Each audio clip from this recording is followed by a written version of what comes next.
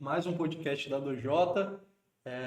Para quem não conhece a gente, eu e o João Paulo somos sócios da Dojota Gestão Financeira. Nossa ideia com o podcast aqui é trazer um pouquinho sobre negócio e especialidades dos nossos clientes e amigos próximos. Hoje, uma honra tremenda que aqui está Que isso. Hugo Studart. Que bom te receber, meu irmão. Prazer é Valeu, meu. obrigado aí pelo pela convite. participação. Vamos bater um papo aí. A gente já estava conversando aqui há meia hora, a gente falou, vamos ligar o podcast? Deixa esse Já assunto tava do podcast, adiantando o interrompemos assunto. no meio. A gente já trouxe aqui desde influência digital até engenheiro e assim, o que eu acho mais legal de todos os podcasts é porque a gente invariavelmente fala das especificidades dos negócios, mas é tudo negócio. E hoje você trouxe o seu estagiário, né? E você é um empresário de marca maior. Eu vou deixar você se apresentar. O que você faz, Huguinho? Deixa o pessoal te conhecer. Meu nome é Hugo Salomão. Para lá, para cá também, se quiser. Ok. Eu sou engenheiro por formação e empresário por aptidão. Estou nessa caminhada empresarial na qual me descobri há pouco mais de 6 anos. Comecei tentando exercer de fato a minha profissão, porque o curso de engenharia é muito sofrido, ele demanda até o âmago, a parte mais profunda da sua alma, né? Eu me formei na Universidade de Brasília, então quem tivesse formado lá vai se identificar com essa minha fala. Sim. Então, inicialmente, o meu desejo era de fato, né, seguir a carreira como engenheiro. Eu me formei em engenharia de rede de comunicação e é uma área muito voltada para a tecnologia da informação propriamente dita, né? Então, assim, durante o curso eu tive aqueles altos e baixos de será que é isso que eu quero? Não estou me identificando muito mais. E eu lembro até hoje de uma conversa que eu tive com o coordenador Georges, que foi inclusive quem avaliou meu programa de estágio. A gente está dando risada porque foi aqui o programa estágio. Com o Lorielson, obrigado, Lorielson. Enfim, e teve essa oportunidade, essa ocasião que eu me encontrei com ele e falei, cara, não sei se é isso que eu quero.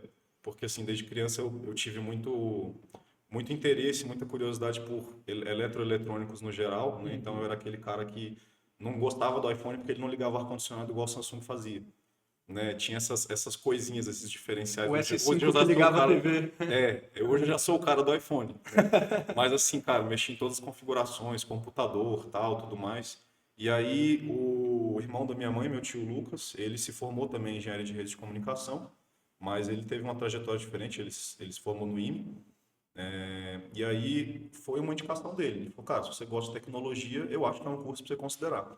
Né? E aí ficou naquela, cara, entre a cruz e a espada, porque a minha família paterna é formada de advogados, 99%, né? Tem uma exceção, que é a minha tia, que é decoradora de interiores.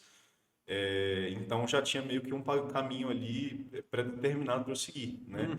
O que depois acabou não se mostrando talvez a trajetória mais viável, porque o escritório se desfez, né? Se desfez assim por decisões familiares, estratégicas, e quem geralmente se respalda, se apoia numa trajetória pautada numa construção familiar, alguma coisa, se você perde aquilo ali, você fica sem norte.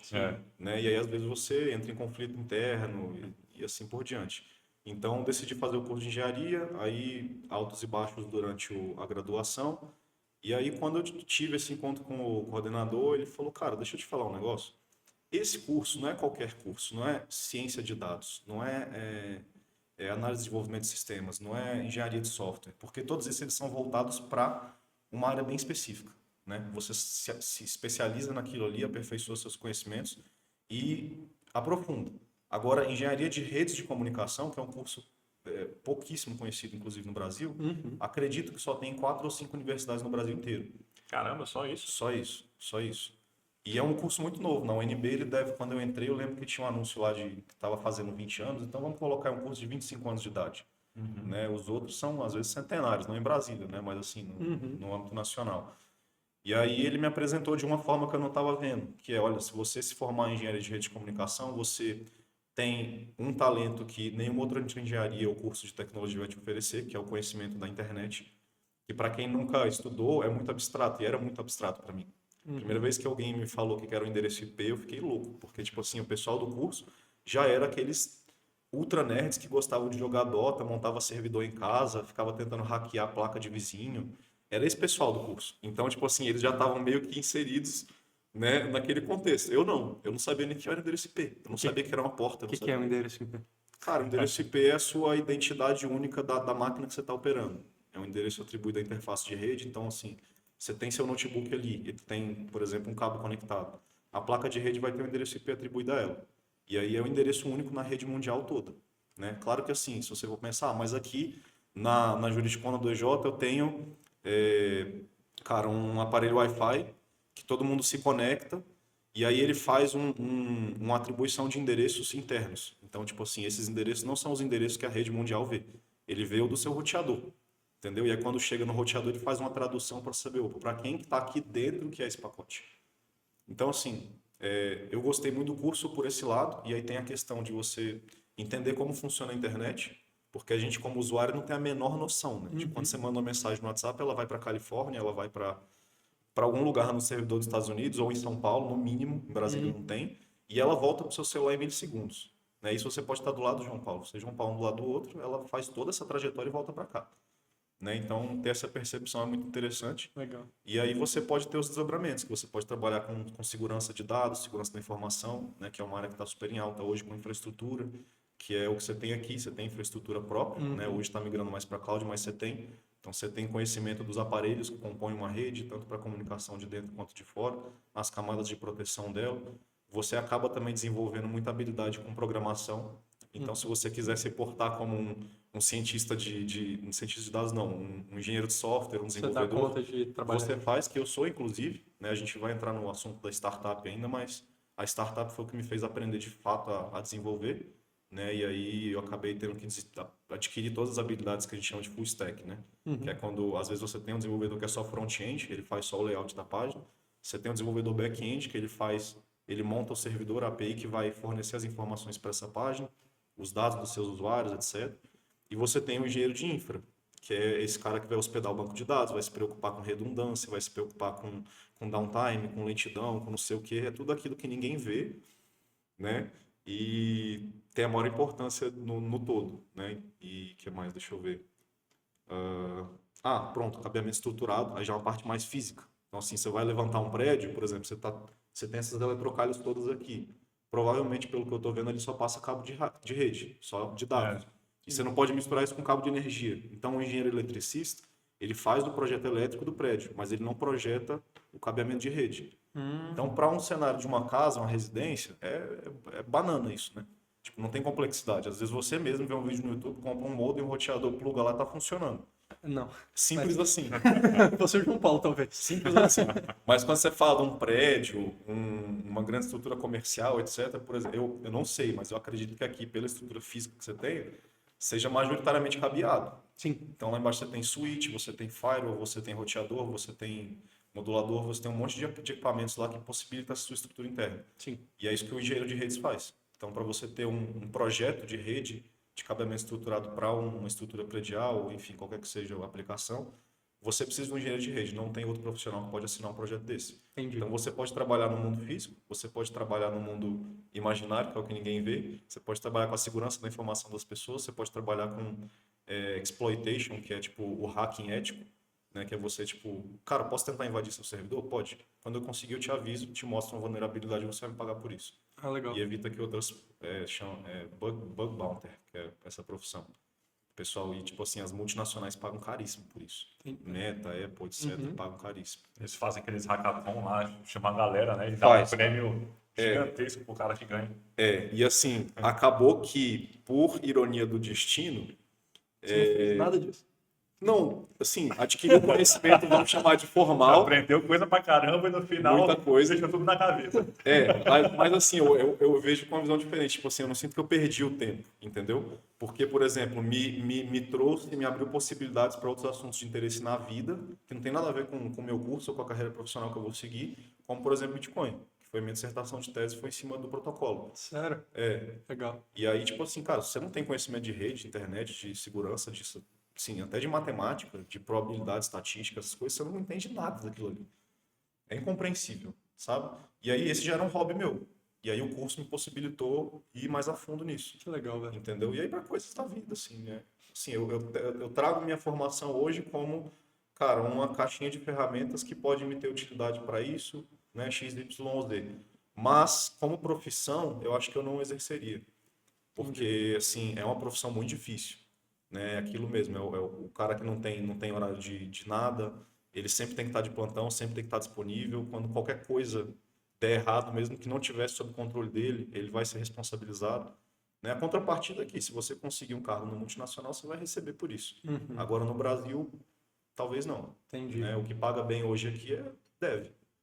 E tá diminuindo, né? Porque agora você tem um negócio chamado Vibe Coaching, que é tipo assim, você que não sabe nada de desenvolvimento, abre uma ferramenta, uma plataforma e começa a desenvolver um site. Sabe? De forma intuitiva. Então, essa questão de desenvolvedor, ela vai mudar. Principalmente com o negócio de IA, etc. Não vão deixar de existir, mas vai mudar. Com e aí, certeza. eu vi isso numa palestra da Google. O cara falou, cara, a IA vai acabar com os empregos? Não. Ela vai acabar com quem não está usando IA. Então, se você não começar a se adaptar, se aperfeiçoar, estudar, você vai ficar para trás. Né? Ela não vai substituir os humanos, ela vai substituir os humanos que não usam IA. Eu vi um cara, inclusive, que até ele vai fazer uma apresentação hoje, inclusive, à tarde, mostrando como que ele montou uma página lá de captura, né, de venda na internet, 100% feito com Cloud Code. E aí ele mostrou que ele simplesmente botou lá, o bicho ficou trabalhando a noite inteira, montou a página exatamente como ele queria, e ele fala, no chat mesmo, ele conversa com o chat, pô, muda tal coisa, faz tal coisa, muda a cor ali. Ele na hora vai lá e mexe e o site está rodando. Aí ele vai fazer uma palestra ensinando como é que faz isso. E assim, por mais que a pessoa consiga fazer por conta própria, é porque ele é um cara que está muito por dentro desse mercado. Mas o público geral não está. Não adianta você chegar assim, por exemplo, para você, assim, fazer um site aqui da 2J. Não, é só você baixar aqui, ó, o Cloud Code, assim, você manda tal prompt, não sei o que, não vai fazer. Mas você contrata alguém que pode utilizar essa ferramenta para fazer para você. Isso já faz parte da rotina. Por exemplo, quando você está ali na interface de desenvolvimento, você tem plugins, por exemplo, como o do Copilot, que é da Microsoft, que é meio que um assemble junto com o ChatGPT. E aí, tipo assim, em tempo real, enquanto você está digitando seu código, cara, ele te corrige, ele te manda sugestão, ele meio que, tipo assim, você escreve a primeira linha do código, ele vem com um bloco gigante embaixo, aí você dá um tab, e era aquilo que você queria. Que doideira. Então, tipo, o cara que não usa isso, ele vai ficar muito devagar, entendeu? Ele vai ter menos capacidade de se adaptar a linguagens diferentes, a frameworks diferentes. Então, eu vejo nesse sentido aí. Isso tudo você tem um domínio muito mais aprofundado por conta da tua formação. Sem dúvida. Sem dúvida. Cara, eu não sabia nada de computador, de internet, de rede, porra nenhuma. Eu era curioso pela tecnologia, mas como usuário final. Tipo, eu achava legal o fato de que um telefone conseguia ligar um ar-condicionado. E aí, na época da escola, do ensino médio, eu ficava desligando. Não ligando. Demais. No dia quente eu desligava, no dia frio eu Eu ligava. fazia isso na escola também. Eu tinha um Samsung também, eu mudava o ar-condicionado pelo telefone. Acho que era a época do S5. O S5, todo Tinha um mundo... leitor de eletrocardiograma atrás também. Que veio Era- no Apple Watch depois. Era prova d'água. Ficava lendo batimento Prova cardíaco, d'água. você botava o dedo lá atrás assim, ficava a luzinha vermelha lá. É esse mesmo. Todo Coisas mundo- que não servem pra nada, né? Convenhamos. Você comprava achando aquilo o máximo, usava 2 ou 3 vezes e depois era celular normal. E assim, eu sei, a gente já se conhece pessoalmente, mas já vou pular direto para startup. Eu acho que é um tema que todo mundo acha muito, muito sexy de falar, pô, eu abri uma startup. Mas eu sei bem que não é mole assim, não. Cara, Conta um é pouquinho, sexy, mas não é confortável. conta um pouquinho da Rangô pra gente. Foi o passo imediato depois da faculdade? Foi, não foi?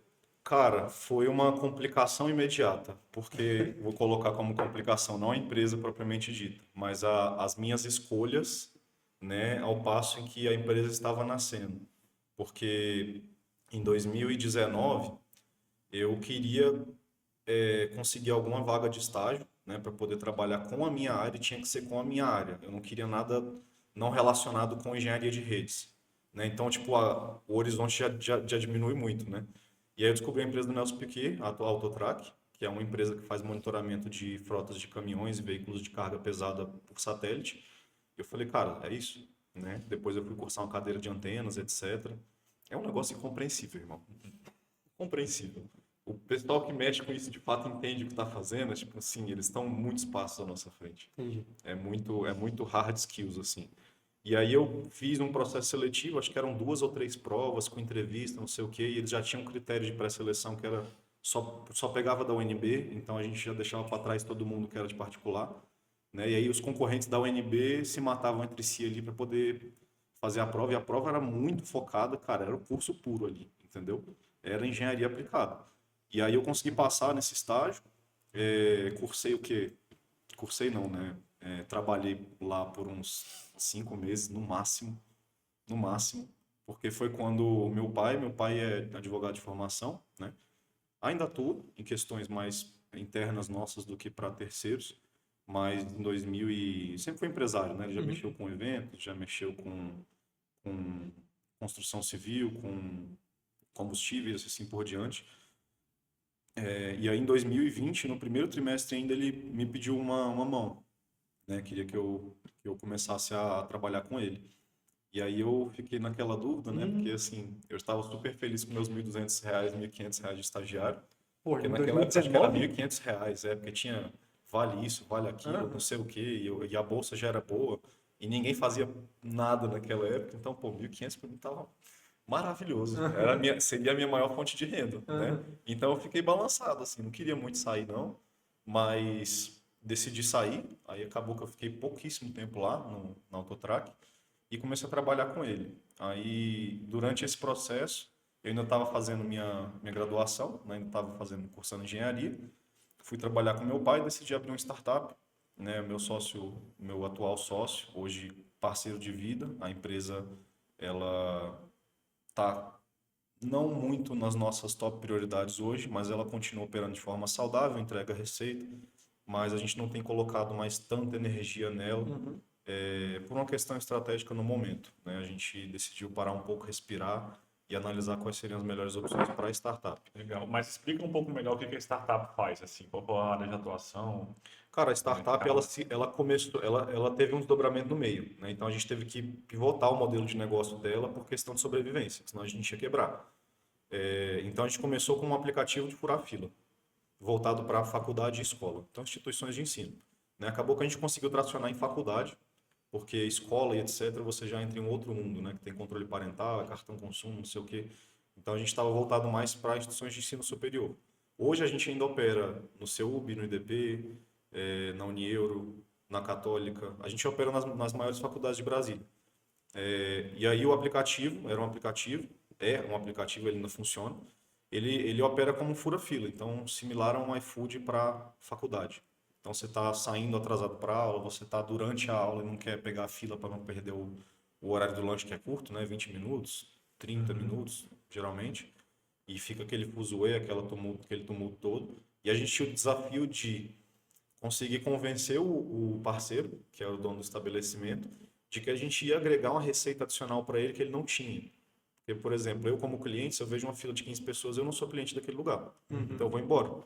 Né? O aplicativo ele visava resolver isso. Então você concorda que se eu estou trazendo para você uma receita que você não tem, do cliente que não está disposto a esperar, qualquer taxa que você pague para esse serviço é válida, Sim. por mais que ela seja alta, porque você não tem aquele cliente. Então é melhor ter 10% de alguma coisa do que 0% de nada. Né?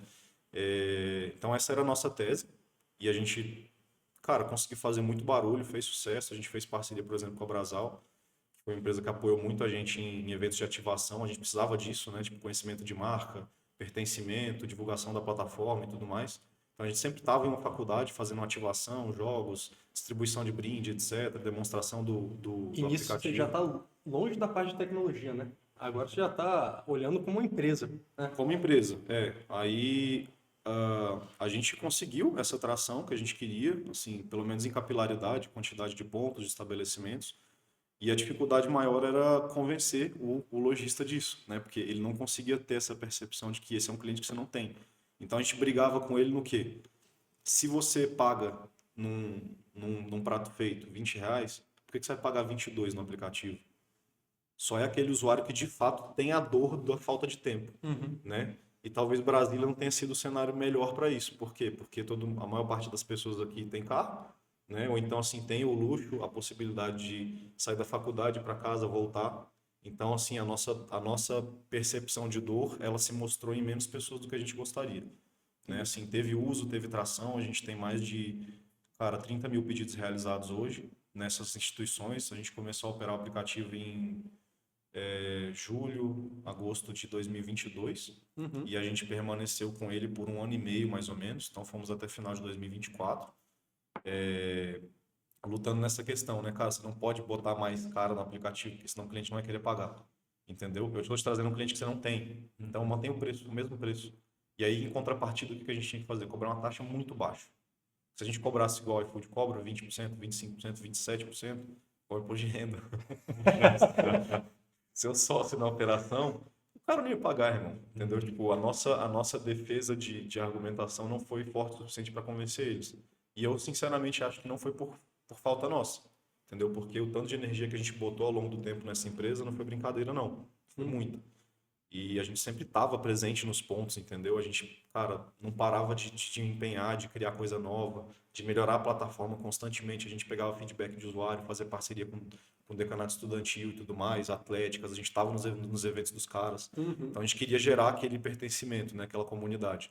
Mas Brasília talvez não foi o melhor cenário, por conta disso que eu falei. E, tipo assim, pô, quem que você vê hoje numa faculdade que tem essa, quer estar lá, que participa das atividades extracurriculares? Medicina. Sim, Só. muito Não tem doido. outro curso, entendeu?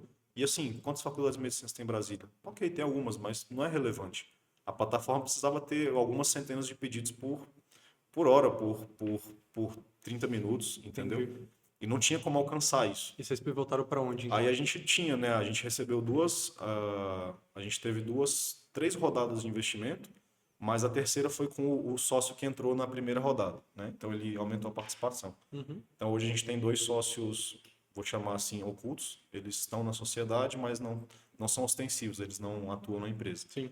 E aí o caixa que a gente usou para operar essa primeira fase do aplicativo, do marketplace, foi justamente com essas três rodadas, né? Então, cara, a gente dava muito desconto, fazia muita campanha, parceria e tudo isso demandava dinheiro, né? E assim, a nossa taxa base era de 5 a 10%. E o nosso ticket médio era de R$ 14, Nossa. né? Pra- Só que pra assim, fechar essa conta vai- se eu cobro 10% na ponta final, e 10% era com D mais um, né? Então, no cenário que o cara tá pagando no crédito, que era a grande maioria, até porque a gente começou, acho que nem tinha o Pix ainda, ou tinha acabado de lançar o Pix, não lembro, acho que foi 2022, né, Pix? Foi por aí. Foi, Acho que né? por aí. Logo transição pandemia, assim, acho que foi É. isso, né? Então a gente pagava ali para adquirente 3,5%, cobrava 10 do cara, sobrava 6,5 na ponta final, bruto, sem deduzir nada, né? E 6,5% de R$ 14 é nada. É nada. Você tinha que ter... Tem que ter um volume Volume. gigante. Volume. Qual que era o muito volume. break-even disso? Cara, o break-even a gente calculou algumas vezes. Eu acho que a gente precisava de 64 estabelecimentos vendendo pelo menos 600 pedidos por mês. Não era assim assustador, mas Brasília é tão fraco, cara, para a proposta que a gente estava trazendo, que o negócio começou a não entregar, entendeu? A gente botava muito nele, isso na questão financeira, né? E ele não retornava muito para a gente. Então, chegou um momento que a gente viu o caixa diminuindo, até o momento que ele estava só quase com o fiapo dele ali. E a gente falou, cara, a gente precisa agir. Senão, assim, quem que vai querer investir na empresa no estado que ela está? A gente não conseguiu provar a tese ainda, né? Então, se a tese não está aprovada, a gente não vai conseguir captar mais. Vocês estão dispostos a colocar do próprio bolso? Aí, por decisão conjunta, a gente optou por mudar o modelo de negócio. Então, a gente saiu de taxa transacional, né, sem compromisso, sem recorrência. E tinha recesso escolar, né? Julho, dezembro, janeiro. Nossa, é mesmo. Ou seja, Que aí- 25% do ano, pelo menos, a gente não operava. Isso sem considerar, né, feriados, etc., que você não tem movimentação na faculdade. Então, vamos colocar aí que 30% do ano a gente estava sem receita. Aí a gente falou, vamos trabalhar com recorrência, com assinatura. Para trabalhar com isso, qual vai ser o produto? A gente já tinha um software voltado para o lojista, para o dono do restaurante, da conveniência, que era onde ele recebia os pedidos, fazia gestão financeira, enfim, o passo a passo da administração dele. E isso era, vamos colocar assim, 20% do caminho para a gente transformar essa plataforma num sistema de gestão. A gente já tinha algum software, mas não era o software para gestão, né? Então a gente não tinha um centro de custo, controle de estoque, várias ferramentas que a gente precisaria para entregar isso como Eu lembro da gente conversando disso, velho. um sistema de gestão, ERP. Mas essa foi a nossa decisão. A gente, cara, ficou acho que 6, 7 meses desenvolvendo, pisamos no freio com o aplicativo. Ele roda até hoje, tá? Hoje no piloto automático. Todo dia a gente tem usuário novo, todo dia a gente tem pelo menos Legal. 20, 30 pedidos sendo feitos de forma orgânica, sem injeção de nada. Mas assim, é nesse patamar que ele se sustentou, né? Sem incentivo. E aí a gente fez o sistema de gestão, a gente estava com ele pronto ali em, cara, final de 2024, né? A gente operou o app 1 ano, até a gente ver que não ia rentabilizar. Aí nos próximos 6 meses a gente desenvolveu, colocou mais um trimestre ali para teste e tudo mais, e a gente começou a prospectar cliente para esse produto, para esse sistema de gestão. E ele era integrado no aplicativo, então na mesma plataforma, o cliente que já era o nosso cliente do aplicativo, né, do marketplace para furar fila, ele virou nosso cliente do sistema de gestão também, porque ele basicamente atualizava a plataforma e tinha tudo lá agora. Legal. Né? Porque foi uma dificuldade nossa, inclusive. O cara já tinha um sistema de gestão. Então ele chegava na loja, abria o Macplan, o Catedral, o Colibri, abria o sistema que ele já usava. E às vezes ele esquecia de abrir o sistema da RAM, porque era só o aplicativo que chegava a pedido digital, entendeu?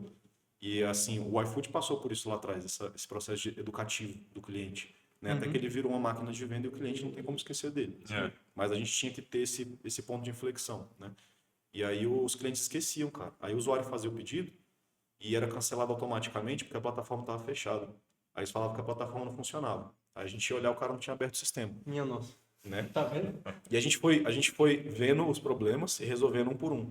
Por exemplo, nossa plataforma antes era só web. A gente, caramba, como é que a gente vai resolver isso? Se ele não abre sozinho, eu tenho que abrir por ele. Para eu abrir isso por ele, eu tenho que desenvolver uma versão Windows do sistema. Porque ele tem que abrir na inicialização do sistema operacional, sozinho. Né? Alguns aplicativos fazem isso. E a gente fez. E a gente foi melhorando a cada etapa e vendo quais eram as falhas, né? O que tinha em outros sistemas que os clientes demandavam, a gente não tinha. A gente sempre foi muito aberto a isso e fazia sem custo para eles. E hoje a gente formou uma carteira, né, que mantém toda a estrutura que a gente precisa para a empresa, deixa resultado, forma caixa. Mas, cara, é um mercado muito difícil. Muito difícil. Até porque, assim, não sei se você já passou por uma transição de sistema. Cara, é tenebroso. Difícil, Chega né? daquela frio, velho. Ainda mais dependendo de qual é a sua empresa. Se você é um restaurante que tem gestão, né, que não é o caso geralmente, esse cara é o mais difícil de pegar. Porque ele pensa, puta, eu vou ter que transferir todos os meus manuais de receita para lá, eu vou ter que recalcular CMV no sistema novo, eu vou ter que dar entrada em todo o estoque novo, como é que eu vou fazer, né, no ato da transição, como é que eu faço, tudo mais. Então, tipo assim, é tão complicado que o cara só não sai. Sim. Né? Fica preso lá. Então, o nosso LTV acaba sendo longo por isso. Quando você entra também, você Quando ele entra para a gente, é difícil ele sair. Né? O nosso churn é baixíssimo. Nosso LTV é muito longo. Né? Mas, assim, a nossa mensalidade também é barata. Então, para a gente ter relevância no cenário nacional, a gente tinha que ter volume. Quais são os players de volume hoje? Consumer deve ter 30 mil clientes. Aí você multiplica aí 30 mil por uma receita de ticket médio de R$350. É Então, um caixa razoável por mês. O negócio hoje, então, o lojista, ele paga uma mensalidade para você e você não cobra uma taxa dele. Então, é uma mensalidade fixa. Fixa. Mudou. Se ele for usuário do sistema de gestão, é recorrência fixo. Entendi. Cobra ali dele a partir de R$180, dependendo de quais módulos ele escolhe utilizar no sistema. Entendi. E ele tem a opção de usar o sistema de gestão junto com o aplicativo de furar fila. Entendi. Aí nossos clientes de faculdade são todos assim, eles usam os dois juntos. Aí ele me paga uma taxa por pedido no aplicativo e me paga uma mensalidade no sistema. Legal. É bom que aí você ganha essa recorrência e previsibilidade e não é um problema naqueles períodos de recesso, né? Cara, não, aí nisso aí eu acho que foi uma decisão acertada lá atrás, porque a gente estava com a corda no pescoço. Assim, o último caixa que a gente tinha, a gente usou para desenvolver. Que doideira. Né? Então a gente montou uma equipe, acho que foi sem contar comigo, acho que foram 6 desenvolvedores. Você Porque a trabalhava o dobro dos 6. Trabalhava muito, cara. É aquele negócio, né? Trabalhar anos de graça, mas o founder, o cara que criou a empresa, ele não se preocupa com isso. Ele quer ver o negócio, a criança nascendo, né? Ele quer ver as pessoas terem percepção de valor no produto dele. Né? Quando você tem um cliente que vem e fala, caralho, agora eu tenho clareza dos meus índices, dos meus resultados, você me ajudou a identificar um problema, esse é o cara que vale a pena. É gostoso escutar isso, sim. Princípio de Pareto, né? Os 20% são os seus 80%. E para o usuário, você nunca pensou em fazer tipo, também uma recorrência, igual o iFood faz, com o Clube iFood? Porque aí você ganha também a recorrência do usuário e às vezes dá algum benefício para ele e o usuário até fica mais propenso a utilizar, né? Porque ele sabe que está pagando e pensa, então vou usar aqui o serviço. Exato, é um fator de obrigação, né? Que você põe a ele ali. Já que ele está pagando, ele pensa, pô, vou usar aqui porque para aproveitar os benefícios. Cara, o Clube iFood, a recorrência no marketplace, no cenário de plataforma que opera de taxa transacional, ele surgiu até depois que a gente já tinha pivotado. Mas a gente sempre estava atento. Eu lembro que, por exemplo, quando o iFood lançou não, ele colocou aquela obrigação para alguns usuários de R$1 a mais no pedido. Arbitrariamente, compulsoriamente. Né? Assim, você não sabia de onde vinha, eles falavam que era para manutenção da plataforma. E era o iFood tentando tirar mais receita. Você não tinha o que fazer. Você pedir, tinha mais 99 centavos lá, ou R$1,99. Parênteses aqui. Hoje não tem mais. Não tem? Não, mas já teve. E a gente tentou colocar isso. É? Não funcionou bem. Quando eu tava no Pão de Açúcar, eu presenciei uma cena. Uma das poucas pessoas que às 7h30 da noite, numa quarta-feira, velho, coitada da atendente, ela pegou o cara no dia dele, mas ele prestou atenção quando ela tava passando e quando passou um pão, o pão duplicou. Bicho, era papo de 5 contos. Eu tava do lado olhando assim, o cara criou o maior cara, descascou a mulher. Esse não é o ponto. Mas, maior situação. Só que ele virou pra mim e olhou e falou: imagina o tanto que o supermercado tá ganhando. Você acha que isso aqui foi acaso? Foi bug no sistema? Certeza que os caras colocam aleatório lá, ou com algum padrão que a gente desconhece, bipou, duplica. R$ 4. Só que R$ 4 é o tanto de venda que o estabelecimento deve ter por dia. É, Então, assim. é. Tudo em quantidade fica um pouco relevante, né? A gente não vê, mas tenho certeza que isso acontece. Não sabia o que Teve aconteceu o com caso a daquele brasileiro lá que hackeou os sistemas bancários e pegava 1 centavo, 2 centavos da conta de idosos, etc. Ele fez bilhões e bilhões de reais. Não sabia disso não. Tem um papo de 3 anos. Ele 4 era anos careca isso aí. também? Não, não é o careca do INSS. Foi quase isso, mas acho que esse daí pegou mais. Não sabia não.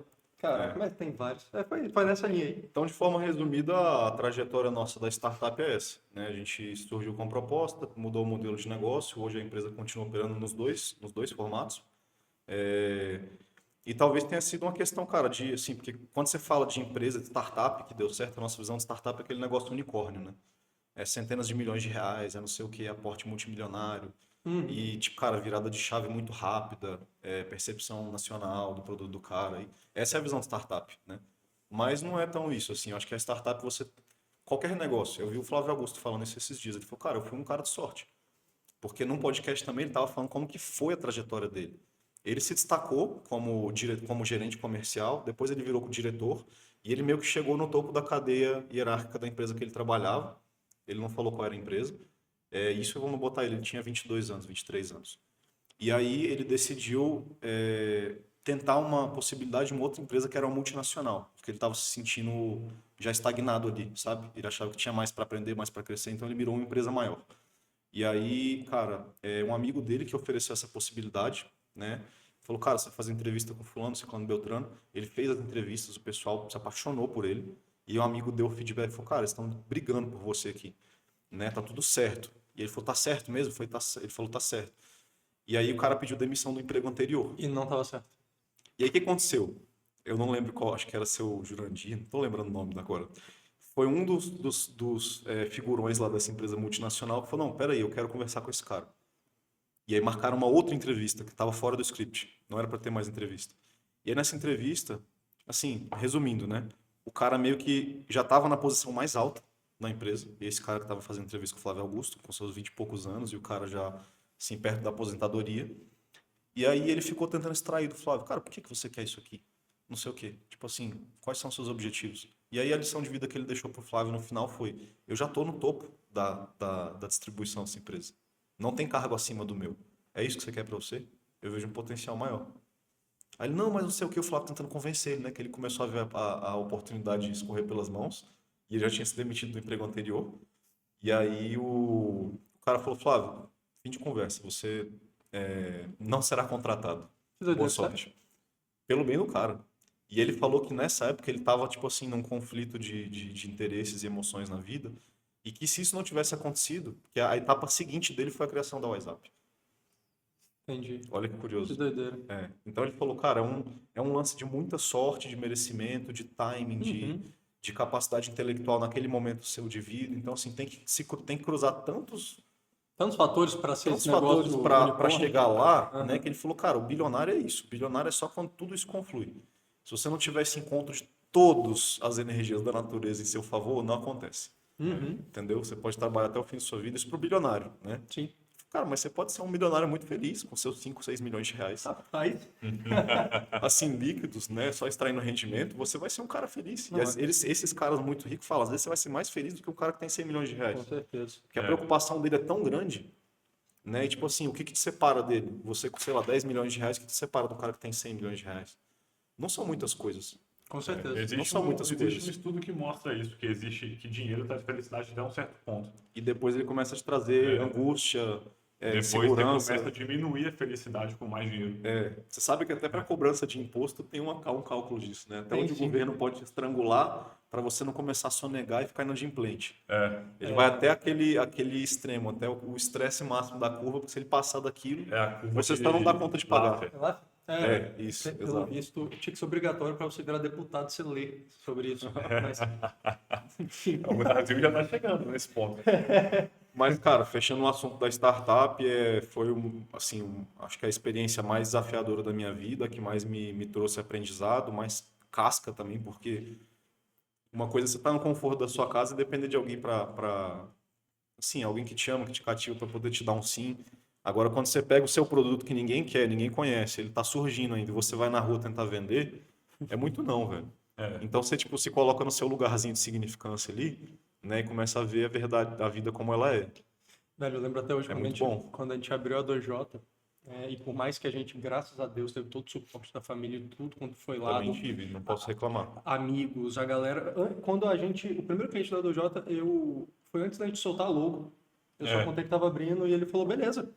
Aí ele tinha uma academia, Brunão, eu falo toda vez, né? A primeira coisa que você faz é a logo e o nome, né? Você fala, e agora? E aí, no dia que eu soltei a logo, o outro amigo meu falou, deixa eu escutar a visão. Falou, beleza. Então, a gente tinha 2 clientes só por respirar. A gente é muito sortudo por isso. Mas, assim, primeira vez que eu sentei com um cliente, um possível cliente de verdade, na clínica do cara, ele era um médico de já 60 e tantos anos. Velho, desculpa a palavra, viu, pessoal? Mas ele cagou na minha cabeça. Mas cagou, assim. Cara. Pela primeira vez da vida, eu saí desnorteado. Tinha 21 anos. Velho, quem passa por isso, mas depois quando você faz o primeiro cliente também, são as sensações, assim, é o 20-80 ali, né? Os 20% que faz a gente fazer isso aqui acontecer. Cada degrauzinho, por menor que seja, que você vai conseguindo subir, você tira um pouco de ânimo, de esperança daquilo ali, né? E aí você sobreviveu à startup. Cara, eu sobrevivi à startup. É porque eu tô tentando chegar na parte da guerra da Ucrânia ainda. Na parte da guerra da Ucrânia. Então vamos entrar em combustíveis. Guerra do Irã agora, Do né? Irã. Bom, aí conciliei, né? Então a nossa startup ainda existe, ainda opera, ainda dá resultado, graças a Deus, e a gente está avaliando com calma e bastante parcimônia sobre quais serão os próximos passos dela. Mas é uma empresa sadia, então você pode se dar o luxo de, né, parar um pouco e pensar, que é importantíssimo. Você falou ali atrás que o pessoal acha que sucesso de startup também é sucesso, né? Mas fazer uma rodada, captar 100 milhões de reais, enfim, ir para os Estados Unidos e viver de renda. Mas hoje, no Brasil principalmente, porque a gente atua aqui, só de sobreviver ao primeiro ano de empresa você já está na estatística, já 80 e tanto. Toda vez muda a estatística, mas você é minoria da minoria. Passou de 3 anos, já é minoria da minoria da minoria. Você me falar que você tem uma empresa saudável bastante para você conseguir pisar no freio, soltar o acelerador, ela tá se mantendo saudável, eu acho que isso daí por si só já é sucesso, tá? Um grande sucesso, inclusive. E assim, esse tipo de empreitada a gente começa geralmente muito novo, né? Que é quando você não tem dinheiro, não tem conhecimento, mas tem tempo. Né? Aí elas vão se reorganizando. Você né? tem que achar sarna para se coçar, né? Então eu acho que, cara, independente do caminho que tomou, que vai tomar, assim, foi um aprendizado muito válido, foi muito bom. Faria tudo de novo, até porque eu conheci hoje o meu principal parceiro de negócios nessa caminhada. E acho que as coisas não são por acaso, né? E aí a vida vai te entregando e te mostrando ali quais são os próximos passos. Nesse sentido, eu continuei trabalhando com meu pai. Trabalho com ele até hoje, né? Hoje eu sou sócio ostensivo e ele é o participante, o oculto, por escolha dele, né? Ele começou, assim, foi um processo de construção de confiança e aprendizado do que ele estava transmitindo para mim. Né? Então eu tenho ele como mestre, como tutor, até hoje ainda, assim, quando o negócio aperta e você não sabe o que fazer, eu tenho o meu braço direito ali para... Isso é luxo. Isso é luxo. Uhum. Isso é luxo extremo, né? Uhum. E mais luxo ainda é o que a gente tem lá, graças a Deus, foi uma... Cara, eu vou chamar de sucessão por gerações, né? Quem comprou, quem montou a empresa foi meu avô. Hoje ele não está mais aqui, ele faleceu em 2020. Meu pai comprou dele e agora eu toco mais a empresa, assim, o operacional, né, tomar as decisões, e talvez o futuro seja eu comprar do meu pai e vender para o meu filho. Então isso é muito legal, né, quando você vê um negócio perpetuando ao longo de gerações. É um posto de gasolina. É um posto de gasolina. A gente Se quiser fazer um merchan, à vontade. Cara, estamos há 25 anos na Chapada dos Veadeiros. A gente iniciou a operação, assim, a pessoa que construiu o posto, que não foi meu avô, em 2001. Meu avô comprou essa empresa em 2004. Meu pai comprou dele em 2014. E vamos colocar aí, parece que a cada 10 anos acontece alguma coisa, né? Em 2023, 2024 houve Sempre uma nascendo ali. certa passagem de bastão, né? Claro que sob a, o olhar dele, a palavra final é sempre Nessa dele. época aí, tipo, 2004, a Chapada devia ter 15 casas. Cara, eu vou contar um pouquinho. Então, essa história é Eu legal. acho que o merchan não precisa fazer muito merchan, porque assim não tem muito glamour envolvendo um posto de gasolina, né? Convenhamos. Você tá dando um jeito, velho. Quem conhece o posto, ele sabe que tá bem ajeitadinho. Cara, é assim, tipo, a parte mais fácil é você deixar uma infraestrutura bonita, né? E a parte mais difícil é você de fato operar a empresa, porque fachada bonita não paga boleto, né? Então, assim, o difícil é você formar carteira, você brigar em preço, você ter fornecedor bom que não te gera problema em situações de estresse, que foi como que a gente viveu agora esse mês ainda, né? Foi Esse mês. eu conversei com o Hugo, o que, umas 2, 3 semanas atrás, e ele não me respondeu no dia seguinte, ele falou, velho, me desculpa. É porque a guerra não chegou aqui ainda, mas pra mim chegou, tô tendo que achar combustível pra comprar. Eu falei, caramba, e é isso que eu quero, inclusive, contar pro pessoal aqui, porque muita gente, graças a Deus, não teve um impacto direto do que está acontecendo no Oriente Médio. Já já chega, inclusive, né? Quero entender, inclusive, sua visão disso. O Mas impacto você teve, né? tive direto, assim, quase que instantâneo, porque vamos colocar aí 40% do petróleo mundial do nosso petróleo vem de lá. E ele passa por um canal que fica ali entre o Egito e o Irã ali chama Estreito de Hormuz, Assim, boa parte do petróleo mundial passa por lá. Então, se você tem algum problema lá, você compromete a distribuição de energia para o planeta inteiro, né? E aí, com essas ameaças e ataques de fato que houve, né? Houve ataques de fato e ameaças de bombardear a usina de gás natural e etc. E até usinas de petróleo, né? A Chevron, que é uma empresa americana, que é uma das maiores participantes no Golfo Pérsico ali, próximo da região desses países do Oriente Médio, ela também teve um interdito, ela ficou dias sem operar. E aí, cara, quando você compromete uma distribuição dessa assim por algumas horas já é complicado. Agora, quando você compromete por semanas, né? Tanto que na prática o que aconteceu? Eu estava pagando ali, a gente estava pagando, vamos botar aí 5,20, 5,25 no diesel. E aí, 15 dias depois, eu estava pagando quase R$ 8. Que coisa Pagando, maluca, velho. pagando. A gente chegou a colocar 8,69 o diesel, né? Então você está falando assim de 60% de aumento em 15 dias, cara. Uma commodity. Que isso aqui, ainda mais isso que é o mais legal desses papos aqui, porque a gente está vendo o que normalmente o consumidor final, normalmente não, que o consumidor final nunca enxerga. Assim, ele tá certo e tá reclamando que as coisas estão caras. Essa era a hora. A culpa não é nossa, mas a galera desce a lenha. E olha o que está acontecendo ali de trás da mesa. É que o Irã, ele sabe que não consegue bater de frente com os Estados Unidos em questão bélica, né? Então ele começou a atacar economicamente. Começou a atacar a refinaria, fechou o estreito, começou a atacar os aliados também para eles pararem a produção de gás natural, que lá é forte, petróleo. E aí começou a desestabilizar a economia mundial para que os outros países do mundo fiquem putos com os Estados Unidos e falem, meu amigo, você tá acabando com a gente, para com essa palhaçada aí. É porque, cara, a gente está passando por um processo de possível transferência de poder e disrupção da hegemonia dos Estados Unidos como potência mundial e referência de custódia e controle, até em termos monetários, né? Porque o dólar já vem de 44, né?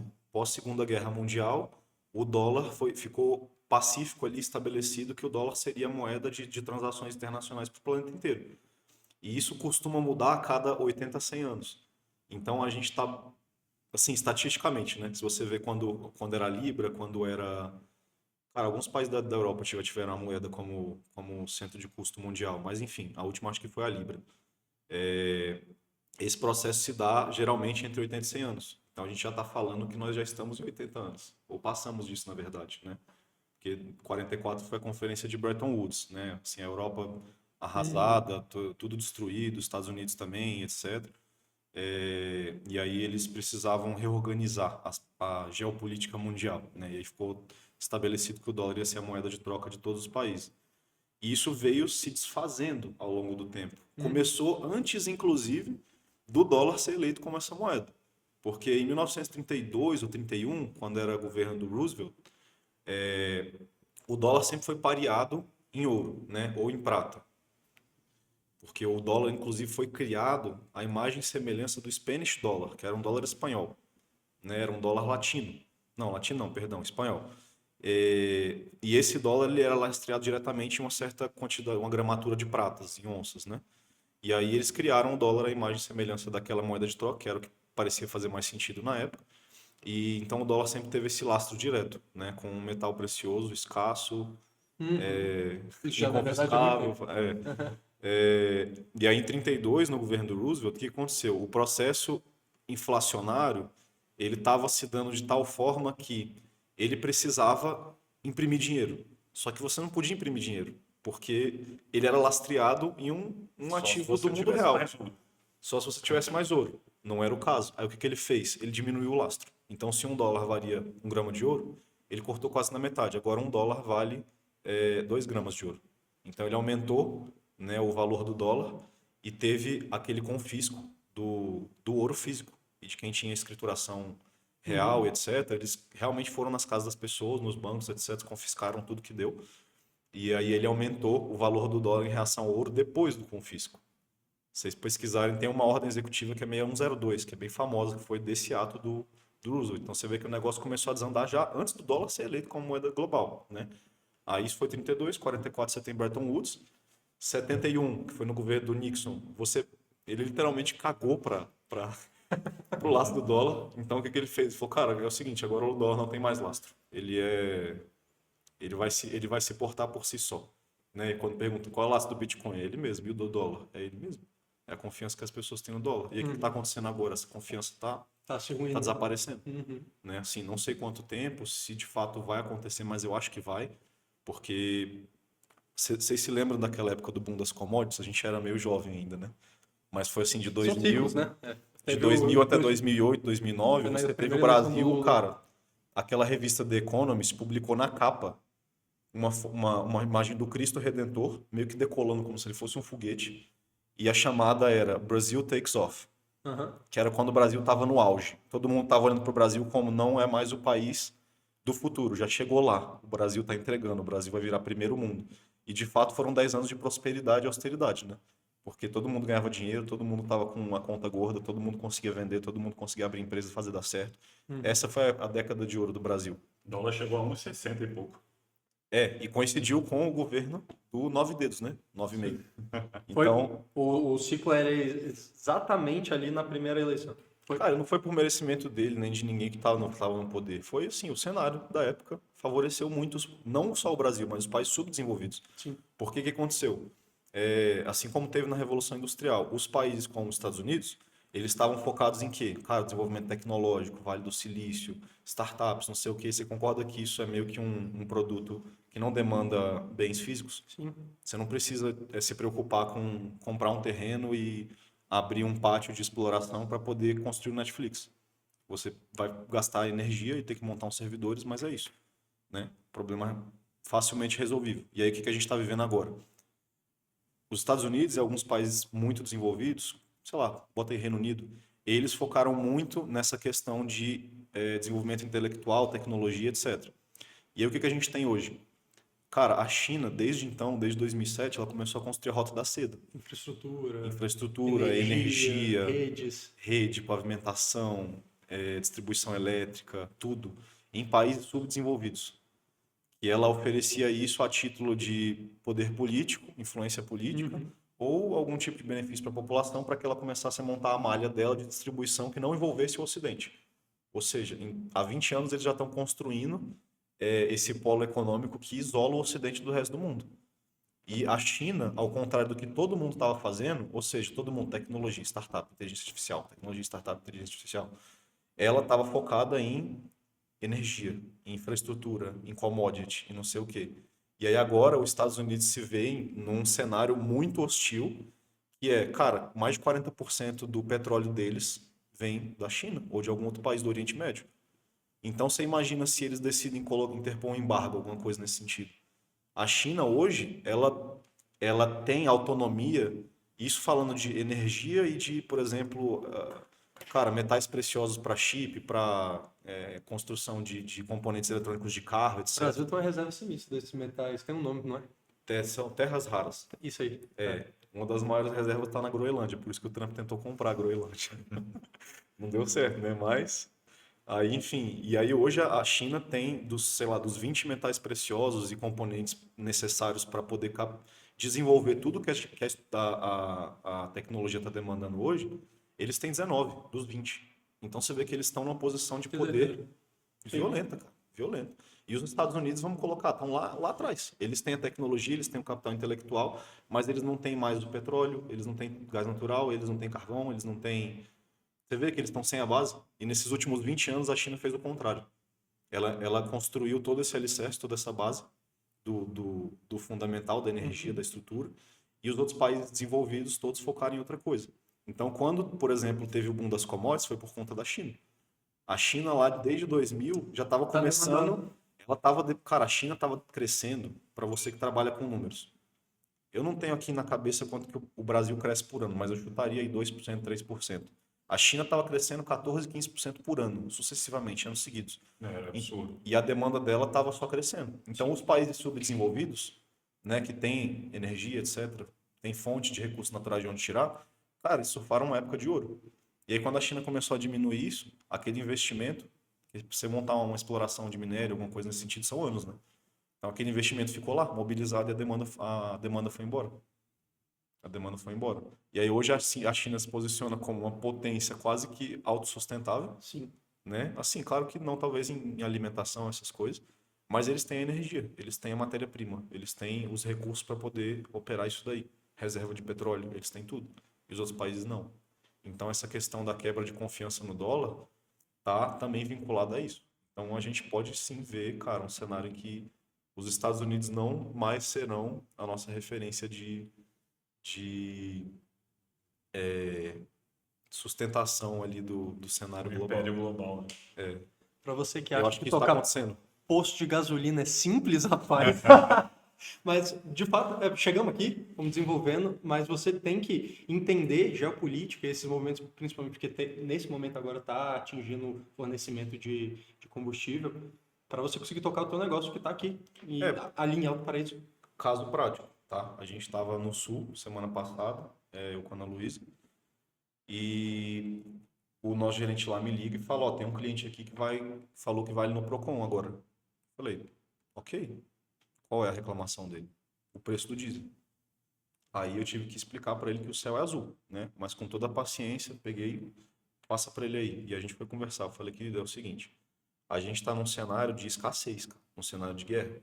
Então, assim, se o produto está esse preço, e aí eu pedi para ele pegarem as notas fiscais de compra e mostrar para ele. Se eu estou vendendo a 8,50, é porque eu estou comprando a 7,90. Entendeu? A gente já está trabalhando com uma margem extremamente reduzida, assim, com possibilidade de chegar no 0 a 0. Você tem que explicar para o pessoal que também que não é direto no seu bolso. Você tem que manter uma estrutura. Não, é eu falei para ele, se funcionário. você quiser ir no Procon, eu vou com você, mas a gente vai denunciar as distribuidoras. Não, você não vai me denunciar, porque a gente está no mesmo lado aqui. Inclusive, o esforço que eu estou fazendo é para ter produto, entendeu? Claro que a contrapartida a gente vai ter que ofertar por um preço maior, né? Mas assim, a gente não ficou sem produto. Nenhum dia, nenhum momento, entendeu? Há muito E os tempo. outros postos que tem na cidade são postos bandeirados, né? São postos com contrato de volume de fornecimento e eles ficaram sem diesel. Aí como é que você explica isso? Cara, é gestão, é sangue no olho, é ir atrás do cara e falar, eu vou pagar qualquer que for o custo, me entrega, né? E aí você tem esse processo de educação do cliente ali para falar, ó, a gente está do mesmo lado. Eu sei que está caro, eu sei que está ruim, mas eu tenho para te vender, né? É No melhor do que simplesmente falar, então não vou vender nada. no Deixa Mato eu Grosso o ver pessoal tá com barato. problema disso agora porque assim, chegou na época de colheita da safra do milho, da soja e não tem como colher porque não tem diesel e o maquinário não consegue trabalhar. Aí você imagina isso para um cara que tem, sei lá, 1 milhão de hectares plantado. Não, 1.000 hectares plantado. O cara vai pagar o preço que for também, né? Paga o preço que for, irmão. E quando a gente tenta explicar, eu entrei nessa conversa contigo outro dia e eu falei dessa conversa com meu pai é dentista. E eu falei, velho, olha só, eu tava trocando uma ideia com o Hugo, olha o impacto que tá chegando ali. Aí a gente entrou exatamente nisso dali. Aí agora vai ter problema de desaguar, não, de escoar produção agrícola que É o Brasil muito maior faz. do que o que a gente imagina. Você vê o exato. preço. Eu também gosto do mercado financeiro, né? Então, assim, eu vendo petróleo, Não a dá gente tá tempo do ganhando Bitcoin hoje não, mas vai estar sendo rodado. mas eu operei petróleo. Então, assim, eu operei alavancado. E deu certo, porque como a gente está muito perto, e cara, se tem um negócio que é bom de operar é commodity. Porque commodity é notícia, entendeu? Por exemplo, a última commodity que eu operei foi gás natural. Nos Estados Unidos teve um período de nevasca fortíssimo agora, que não era visto há décadas. E aí, tipo assim, ficou tudo coberto por neve lá, e eles dependem muito de gás natural também para poder trabalhar aquecimento, né? Aí eu olhei a notícia, ela tinha algumas horas que tinha saído, fui lá e sentei o dedo no gás natural. 30% em uma semana. Que doideira, sério? Sério. Tanto que fica até a dica aí para quem quiser construir um serviço, cara, constrói um serviço que consiga te entregar notícias relevantes em tempo real. Porque uma coisa é você operar como um trader no escuro, sabe? Tipo assim, ah, eu acho que isso aqui vai subir, vou comprar. Mas você não tem fundamento. Agora, se você pega uma notícia dessa em primeira mão, vinda de um veículo de comunicação internacional, principalmente, porque no Brasil chega mais tarde, cara, você está operando só antecipando um movimento que vai acontecer. Né? Por exemplo, Trump sequestrou Maduro. O que vai acontecer? O petróleo vai subir.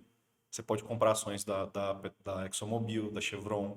Você pode comprar o próprio commodity, crude ou Brent. Você pode comprar o que você quiser. Todos vão subir. Que doideira. Aí, claro, a primeira notícia que jogar uma água fria em cima daquele fogo, vai voltar tudo de novo. Aham. Então, assim, geralmente são operações de dias, né?